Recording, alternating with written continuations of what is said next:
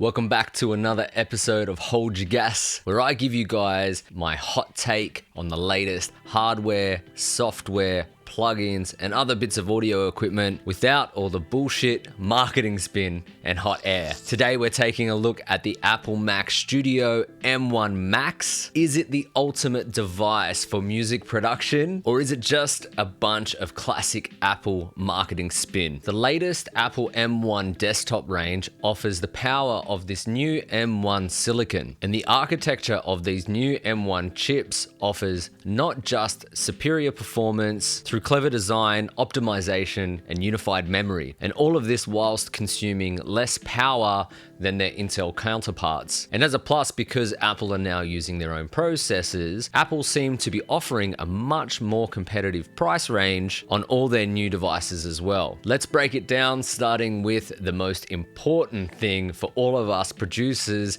on a home studio budget, the price. It wasn't long ago that you would typically compare a Mac to a PC spec for spec, and you would wind up paying $1,000 or $2,000 more for the same storage and performance and all of that, just to have a pretty Apple logo on your device. That combined with the ongoing processor shortage and the eye-watering GPU prices for PC solutions, a desktop PC is just not as competitive as it once was. In fact, when I was recently looking for my latest desktop computer for the new studio, I was surprised to see that when compared spec for spec, both PC and Mac solutions came in at a pretty similar price point. And whilst the computer solution I was looking for wasn't cheap, we're talking around the $4,000 mark here. Seeing that both options were close in cost, this is when I really started taking the option of converting to the dark side a lot more seriously, because if you've watched this channel, I've been a PC user for a really long time. So for the price, the M1 Max is actually a potential win. Next, we need to talk about the I/O and connectivity. Now, with the Mac Studio M1 Max, there are some pros and cons here. If I was only doing music production and not doing all this YouTube stuff as well, I probably wouldn't need the M1 Max. In fact, when I was looking for a new desktop solution, I was actually looking at the Mac Mini first. With high-powered specs and the price point actually coming in lower than some PC solutions, this would have actually been my first choice for a music production computer. If I was anyone just doing music production, not doing any extra sort of video work, the Mac Mini would be what I would advise other people to probably buy first. However, the I/O on the Mac Mini is kind of limited, and as soon as you need a couple more displays, you quickly run out of enough I/O to run multiple displays and camera gear and all that sort of stuff. So for me, the Mac Mini really wasn't a viable option. So I had to start looking at something a bit pricier like the Mac Studio M1 Max. So my biggest gripe with the Mac Studio M1 Max is just that I had to actually buy a more expensive device because the Mac Mini lacked I/O. But to be fair, this isn't really a con for me so much, because I am benefiting from the higher processing power when doing video projects like this. So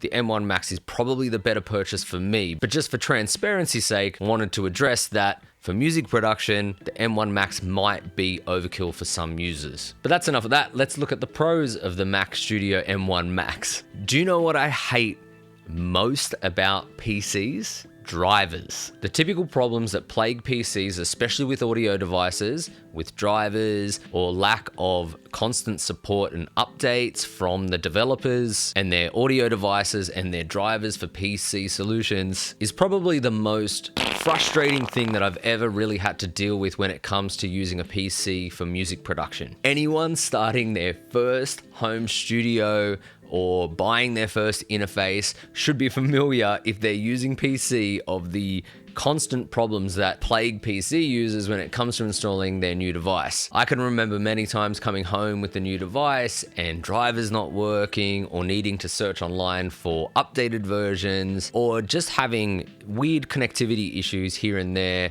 when using different PC solutions. I've dealt with those problems for years, and whilst I loved the PC devices that I've always had, when it comes to audio, you kind of can't get past the fact that Mac just makes that a little bit easier. For an example, my Antelope Zen Tour that I use as the hub of my whole studio nowadays works via Thunderbolt happily on my M1 Mac Studio, which means I can monitor whilst recording in near zero latency, and when recording, I actually get more I/O. I can have up to 32 channels of inputs, which is great not just for me, but also the artists that I have in the studio. However, even though my older PC had Thunderbolt ports, the audio drivers never worked properly, and the driver support for PC with Antelope was actually quite terrible. Sorry, Antelope, but that's what it is. So I had to result in just using USB, which meant more latency and less channels of I/O. And whilst that wasn't the end of the world, I still want to be able to use my interface at its highest capacity. So by upgrading to Mac, my interface kind of got an upgrade as well, which is kind of a win-win. So most importantly, how does the Mac Studio M1 Max perform? Well, so far, it's actually been pretty flawless. In audio projects with both Cubase and Pro Tools, the two DAWs that I use all of the time, it's been really easy. On a recent vocal overdub session, whilst all my plugins, automation, and real-time effects, and the system didn't even flinch at all during this session, it barely got up to 20% CPU usage, and this was whilst running a pretty intense session with drums, bass, plenty of guitar layers, and many layers of vocals and effects. And I'm seeing similar performance when I'm using Premiere Pro as well. Faster editing, scrolling without lagging, and super fast rendering times are actually making creating content just that much easier. And the lack of a drain on the CPU actually leaves some headroom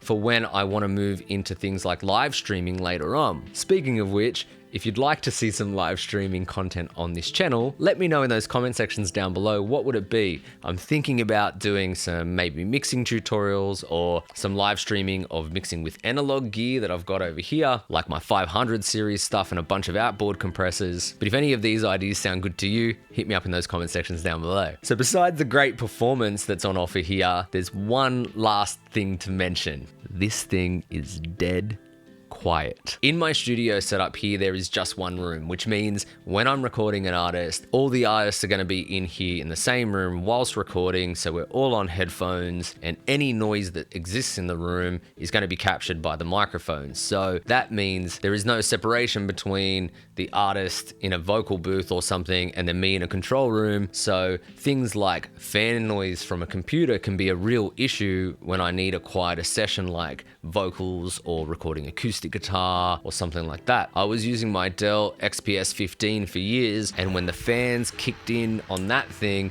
damn, it was noisy. However, when using the Mac Studio M1 Max, I still haven't actually heard the fans kick on after months of usage. If they're on, I'm not hearing them. In fact, the band I recently recorded in here was shocked when I told them I'd upgraded my computer, and I pointed out to the M1 Mac just hidden in my desk there because they hadn't even noticed it. Which gets to my last point.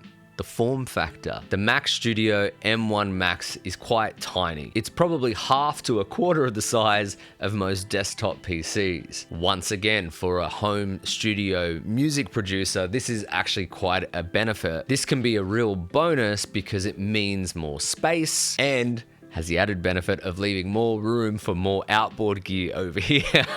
So after months of use, what do I think about the Mac Studio M1 Max? Well, price? But with a caveat, a Mac Mini with more I/O might be a better solution for some music producers. I/O and connectivity, performance, noise and energy consumption. In my opinion, the Mac Studio desktops are actually kind of perfect for the home studio user. They're small, efficient, and for my workload, the M1 Max is reliable, quiet, and it just gets out of the way. I have had so much better productivity since getting it, purely because things like software and hardware just work, and it makes work easy. And that's what tools are supposed to do. Make our lives easier. So for me, the new M1 Max is kind of just a no-brainer. Thanks for stopping by. Don't forget to hit like and subscribe and comment down below. I'm Mitch from the DIYRecordingstudio.com. I'll catch you soon.